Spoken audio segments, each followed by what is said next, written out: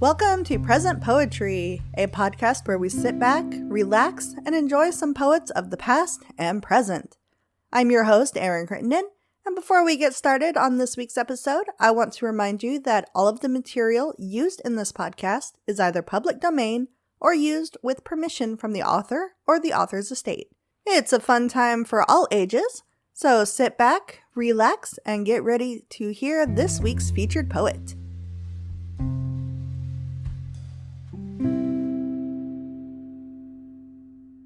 This week's featured poet is Lindsay Wilson. Lindsay Soberano Wilson is a mother, teacher, and author.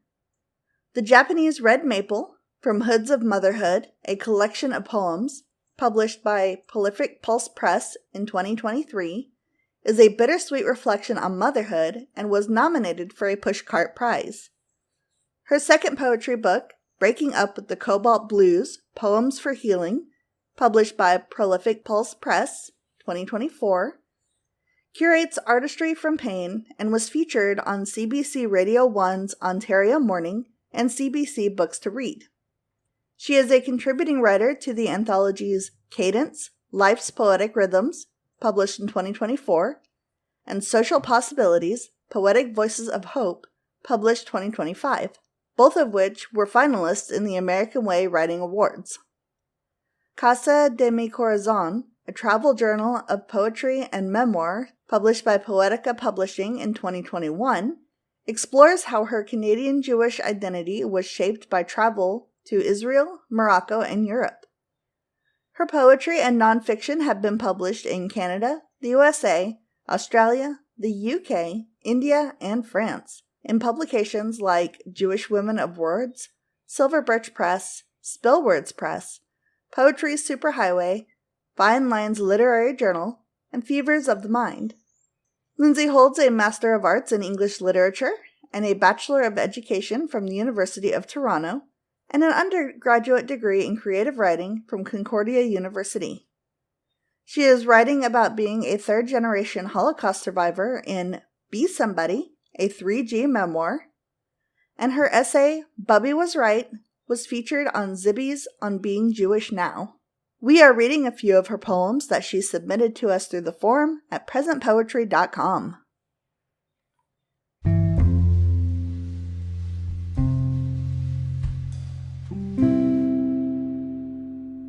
This poem is called Breaking Up with the Cobalt Blues. The blue is insidious now, cold and bold, cobalt blue, hard and prominent, the stain of man, hope flickering like the warmth of the fire the monster saw, or the green light that mesmerized Jay Gatsby, hard and soft, calm and strong, scrolling across a TV screen in a hauntingly familiar yet forgotten, hypnotizing, fuzzy blizzard. But the truth is, I prefer ocean blue, turquoise or sepia, with a romantic flair and flavors to indulge in. When life is so harsh and hazy, when the deep is so blue, it makes me want to break up with the torrid waves of the cobalt blues.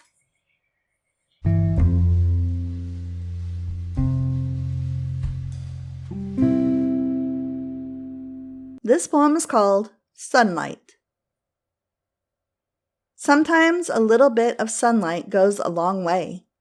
It's like teaching teenagers who reach for it, the rays shared over care, when I only give a little of what I can give to each one, but it reaches so far to such depths. Sometimes it's just a suggestion simmering on the surface, or a match that is lit and then burns for eternity, like my grade 8 English teacher, Miss Pitcairn, who gave a little that meant a lot.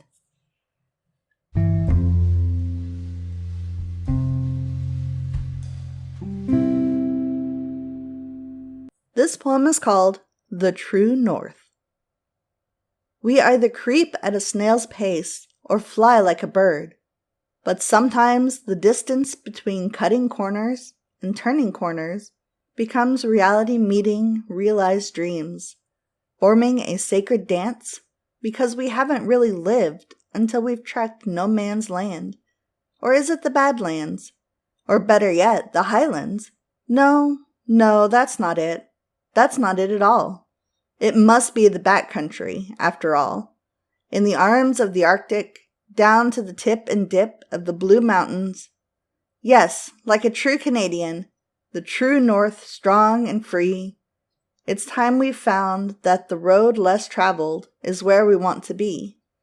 Here and there, like a true Canadian, the true North strong and free is where we flutter and glide peacefully.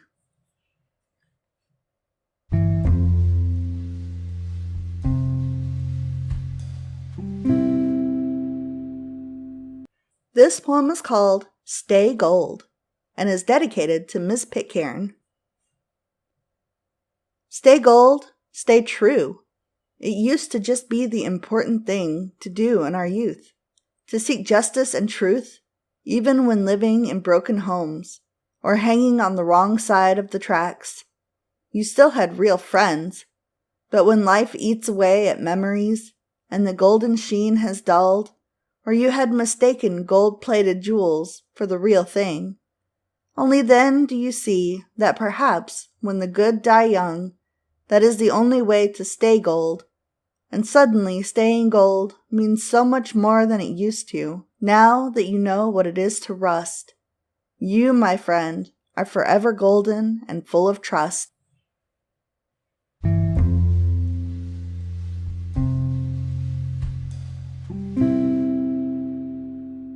This poem is called My Loyalty. My loyalty. What is loyalty? Is it for you or is it for me?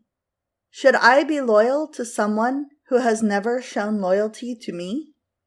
It's strange to think that opinions are treated like royalty by our society, but when I appoint myself a silver crown or my own crimson gown, that others sit and frown and act like clowns when they think I owe anyone and everyone my loyalty.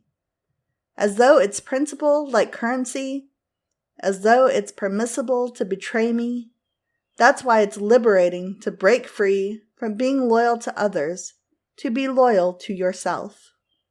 It's not selfish to treat yourself like a royal rather than serving everyone else first. Thank you for listening to this week's episode of the Present Poetry Podcast. If you enjoyed the show, feel free to like us, leave a review, or share us on social media. If you are a poet or you know someone who is, we would love to hear from you. You can reach out to us or submit your work through our website, which is www.present-poetry.com.